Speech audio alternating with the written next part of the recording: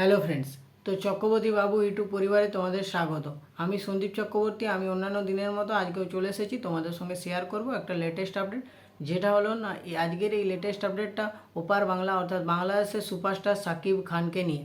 বাংলাদেশের সুপারস্টার সাকিব খান তার upcoming movie তুফান, সেই তুফানের টাইটেল ট্র্যাকটা গতকাল রিলিজ করেছে। আমি দেখলাম, আমার কেমন লাগলো চলো তোমাদের সঙ্গে আজকে শেয়ার করব। তো বন্ধুরা, এই তুফানের টাইটেল ট্র্যাক ভিডিওটা আমি দেখার পরে একটা কথা না বলে থাকতে পারছি না, যে মানে বিরাট লেগেছে। মানে বিরাট বা বিশাল শুধু বললে হবে না, মানে একদম আনন্দ পেয়ে গেছি। মানে এত আনন্দ, মানে বিরাট। অনেক দিন পর বাংলা মুভিতে একটা গান শুনলাম, যেটা শুনে সত্যি একটা এনার্জি এলো যে হ্যাঁ, বাংলা সিনেমা কিন্তু সে এপার বাংলা হোক বা ওপার বাংলা হোক, বাংলা সিনেমা কিন্তু আস্তে আস্তে উন্নতির দিকে আবার এগোচ্ছে। মানে কম্পিটিশনের মার্কেটে কিন্তু বাংলা ইন্ডাস্ট্রিও বেশ ভালোভাবে পার্টিসিপেট করছে। এটুকু আমি এই গানটা শুনে বা এই ভিডিওটা দেখে আমি নিশ্চিন্তে বলতে পারি।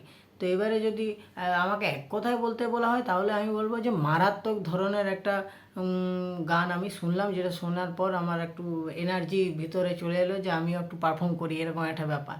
তো এবার যদি আমি একটু ডিটেলসে আলোচনা করি বন্ধুরা, না এখানে একটা জিনিস আমি বলবো, এই গানটার অর্থাৎ তুফান টাইটেল ট্র্যাকটার যদি তোমরা লিরিক্সটা শোনো, প্রথমে লিরিক্সটা শুনলে তোমরা একটা জিনিস বুঝতে পারবে যে এই যে গানটা, এই গানটা এখানে তুফান ক্যারেক্টারটা অর্থাৎ সাকিব খানের যে ক্যারেক্টারটা, সেইটাকে কেন্দ্র করে, সেই ক্যারেক্টারটাকে কেন্দ্র করে স্পেশালি এই লিরিক্সটা লেখা হয়েছে।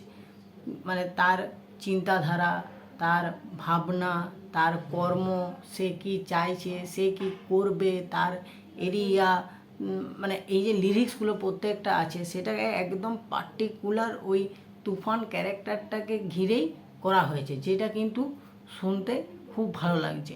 এরপর যদি আমি আসি এইটার মিউজিকে, তো মিউজিকটা যে হারে গুরুত্ব সহকারে করা হয়েছে, সেটাতে মানে তোমার এই গানটা মানে তুমি মোবাইলে দেখলে তাতেও ভালো লাগলো, কিন্তু তুমি যখন এটা হলে দেখবে না, হলে দেখলে তুমি মানে সিটি না মেরে থাকতে পারবে না।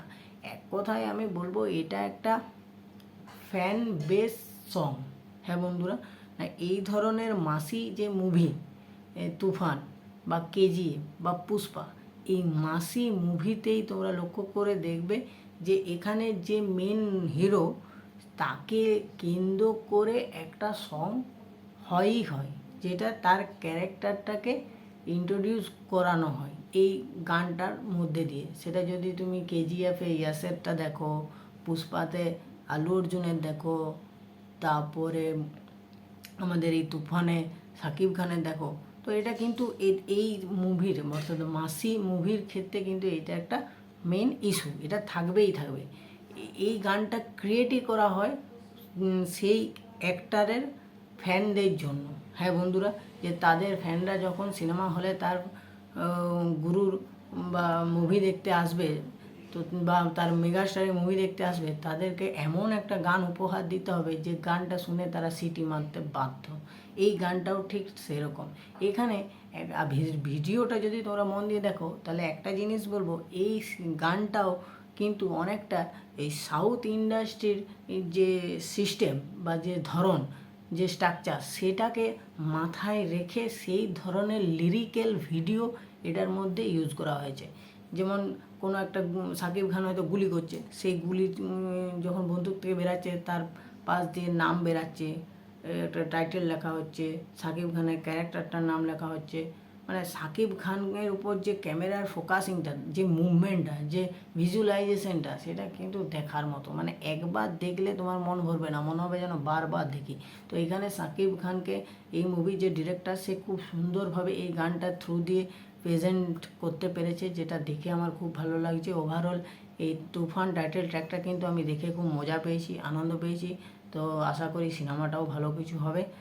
তো এটাই ছিল আমার আপডেট। আমার ভিডিওটা যদি তোমাদের ভালো লেগে থাকে, তাহলে আমার চ্যানেলটা লাইক করো, সাবস্ক্রাইব করো এবং আমার ভিডিওটা লাইক করে আমার পাশে থাকো বন্ধুরা। ভালো থাকো, সুস্থ থাকো।